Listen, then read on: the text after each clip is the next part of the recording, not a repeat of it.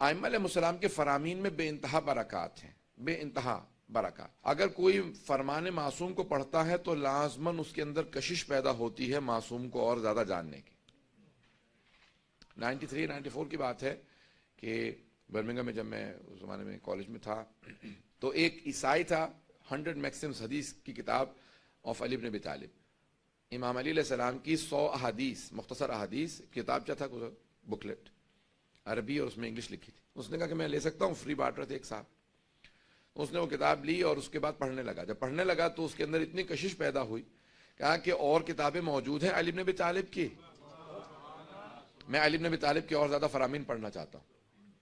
انہوں نے اور زیادہ ان کو حدیث کی کتابیں دی، یہاں تک کہ آخر میں اس نے وہ اتنا عاشق امیر المومنین ہو گیا، کہا کہ میں اور کوئی بڑی کتاب ہو مجھے ان کی پڑھنی ہے تو نہج البلاغہ دی گئی۔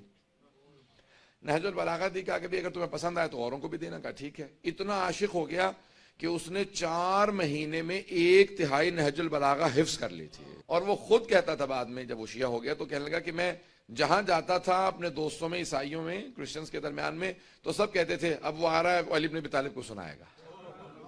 جہاں جاتا تھا سب کہتے تھے بس اب علی بن ابی طالب کو سننے کے لیے تیار ہو جاؤ، یہ آ رہا ہے یہ علی بن ابی طالب ہی کو سنائے گا۔ تو بیٹھتا تھا علی نے یہ کہا، علی نے یہ کہا، یہاں تک کہ وہ اتنا عاشق نہج البلاغہ ہوا کہ وہ خود سے کہنے لگا اس شیعہ نوجوان سے کہ میں علی بن ابی طالب سے ملنا چاہتا ہوں۔ ابھی کیونکہ ہمیں تو قدر نہیں ہو پاتی نا نہج البلاغہ کی، کیونکہ ہم اس گھرانے میں پیدا ہوئے جہاں گھر میں بچپنے سے نہج البلاغہ دیکھی ہے۔ کہا میں علی بن ابی طالب سے ملنا چاہتا ہوں۔ وہ بھی بہت تیز لڑکا تھا، اس نے کہا آؤ میں تمہیں ملا دیتا ہوں۔ اس نے کہا اگر بتا دیا کہ شہادت ہو گئی ہے تو پھر یہ اسلام کی طرف نہ آئے۔ تو اس نے کہا میرے ساتھ آؤ میں تمہیں ملا دیتا ہوں۔ مسجد میں لے کے آئے، ایک مولانا بیٹھے ہوئے تھے، کہا کہ مولانا صاحب سے ملنے۔ کہا میں اسلام میں انٹرسٹڈ نہیں ہوں، اسلام میں مجھے کوئی دلچسپی نہیں ہے، مجھے صرف اور صرف علی ابن ابی طالب سے ملنا ہے۔ یہ تمہیں علی ابن ابی طالب سے متعلق بتائیں گے۔ کہ کیا بات ہے؟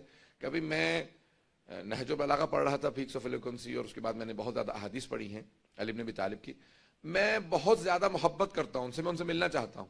کہ اگر یہ بتاؤں کہ ان کا 100 سال پہلے انتقال ہو گیا تو کیا کہو گے؟ کچھ دیر سوچتا رہا، کہنے لگا کوئی 100 سال پہلے آج کے زمانے کی باتیں کر سکتا ہے؟ کہ کوئی 100 سال پہلے آج کے زمانے کی بات کر سکتا ہے؟ کہ کیوں؟ کہ جب میں نہج البلاغہ پڑھتا ہوں تو مجھے محسوس ہوتا ہے کہ علی میرے ساتھ زندگی بسر کر رہے ہیں، مجھے جینے کے اصول سکھا رہے ہیں، مجھے سوسائٹی میں بسنا سکھا رہے ہیں۔ نہج البلاغہ 100 سال پہلے کیسے کوئی ممکن ہے کہ 100 سال پہلے گزرا اور آج کے زمانے کی ایسے حالات کو جانتا ہو جیسے علی جانتے ہیں؟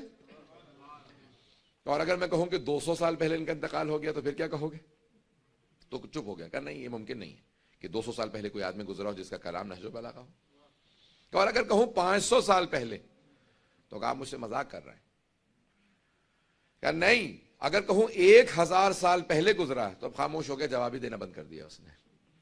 اور اگر کہوں 1400 سال پہلے علی بن ابی طالب نامی ایک انسان گزرا اور اس نے یہ کلام کہا، کہ مجھے تعجب ہے کہ 1400 سال پہلے کوئی آدمی کا ان کی شہادت 1400 سال پہلے ہوئی ہے۔ کہ یہ کون تھے؟ کہ یہ مسلمانوں کے جو نبی ہیں ان کے بھائی تھے، ان کے وصی تھے، ان کے وزیر تھے، ان کے خلیفہ تھے۔ اب جاننا چاہتے ہو اسلام سے متعلق؟ کھڑا ہوا، اٹھا اور باہر چلا گیا۔ 1-2 ہفتے تک بالکل غائب رہا، اس کے بعد آیا، کہا میں نے بہت سوچا ہے اور اب سوچنے کے بعد مجبور ہوا ہوں کہ میں اس دین کو سمجھنا چاہتا ہوں جس دین کے پیشوا کا نام علی ابن ابی طالب۔ فرمان معصوم کی اتنی زیادہ اس لیے تاکید کی گئی ہے، اس کو ہم نہیں سمجھ سکتے، ایک غیر مسلم سمجھ سکتا ہے کہ کلام معصوم جو ہمارے پاس ہے خزانہ، اس کی ارزش کیا ہے۔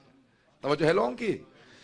عزیزان گرامی، اس کے بعد وہ مسلمان ہوا اور اس نے کہا کہ بھئی میرا نام میں ایسا رکھنا چاہتا ہوں اس کے اندر کوئی علی کی غلامی آنی چاہیے، تو اس نے اپنا نام رکھا عبدالعلی مہدی۔ عبدالعلی مہدی، اب سے یہاں مراد یعنی غلام جس کو آپ کہتے ہیں۔ تو عزیزان گرامی، اس نے اپنا نام رکھا عبدالعلی، یعنی میں علی کا غلام ہوں، کیونکہ نہج البلاغہ سے متاثر تھا۔ اور 6 مہینے میں مسلمان ہونے کے بعد شیعہ بچوں کو نہج البلاغہ پڑھایا کرتا تھا۔ فرمان معصوم کی بے انتہا تاکید کی گئی، اس لیے کہا کہ 40 احادیث ضرور حفظ کرو۔